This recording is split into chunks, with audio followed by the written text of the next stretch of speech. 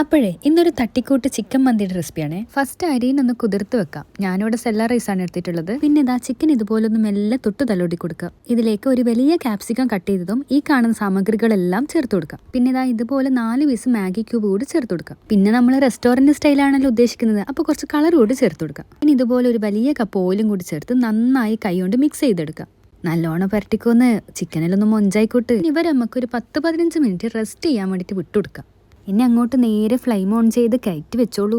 5 minute നല്ല high ഫ്ലെയിമിൽ വെച്ച ശേഷം ഒന്ന് തിരിച്ചിട്ട് കൊടുക്കാം. ഇതേ ടൈമിൽ നമുക്ക് കുറച്ച് ഓയിൽ മാറ്റി വെക്കുകയും ചെയ്യാം.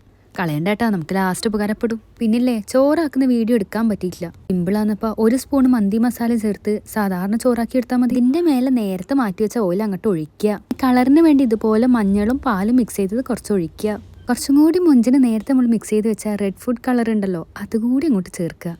ഹൈ, എന്താ മുഞ്ചില്ലേ, അല്ല മന്തിയല്ലേ, കുറച്ച് പച്ചമുളക് നമുക്ക് അവിടെ ഇടും കുത്തി വെച്ച് കൊടുത്തൂടെ.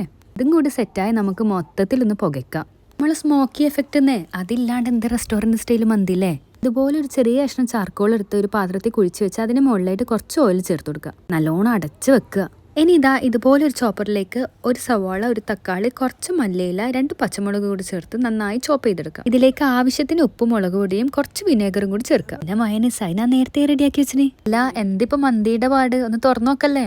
രണ്ടല്ല, മിനിമം ഒരു ½ അവർ എങ്കിലും വെക്കണേ, എന്നാലേ ചിക്കൻ വെന്ത് കിട്ടൂ. ഇപ്പൊ ചിക്കൻ എടുത്തു എന്നല്ലേ നിങ്ങൾ ചിന്തിക്കുന്നത്. ചിക്കൻ ഇതിന്റെ താഴെ ഉണ്ടപ്പോ നമുക്ക് ചോറ് മാറ്റി വെക്കാം. അപ്പൊ ചോറ് നല്ലോണം മിക്സ് ചെയ്ത് മാറ്റി വെച്ചാൽ അതിന്റെ മേലെ ഒരു ചിക്കൻ പീസും കൂടി വെച്ചാൽ ഇതാ ഇതുപോലെ ഒരു അടിപൊളി മന്തി നല്ല സെറ്റായി കിട്ടും. ഇനി ഇതൊരു പ്ലേറ്റിലോട്ട് തട്ടി നമ്മൾ നേരത്തെ ഉണ്ടാക്കി വെച്ച സാലഡും മയണീസും ഒക്കെ കൂട്ടിയിട്ട് അങ്ങോട്ട് കഴിച്ചോളുക. പിന്നെണ്ടല്ലോ, ചിക്കനെല്ലാം നല്ല സോഫ്റ്റ് ആയിട്ട് തന്നെ കിട്ടീനേ. അപ്പൊ ഇത്രയും സിമ്പിൾ ആയിട്ടുള്ള മന്തിന്റെ റെസിപ്പി വേറെ ഉണ്ടാ. എന്തായാലും ട്രൈ ചെയ്ത് നോക്കണേ. ഒരു രക്ഷയില്ല, നല്ല കിടിലൻ ടേസ്റ്റ് ആയിരുന്നു. അപ്പൊ ശരി, ഞാൻ തിന്നിട്ടെല്ലാം വരാം. അപ്പൊ ഇഷ്ടപ്പെട്ടിനെങ്കിൽ ലൈക്ക് ചെയ്യാനും സബ് ചെയ്യാനും മറക്കല്ലേ.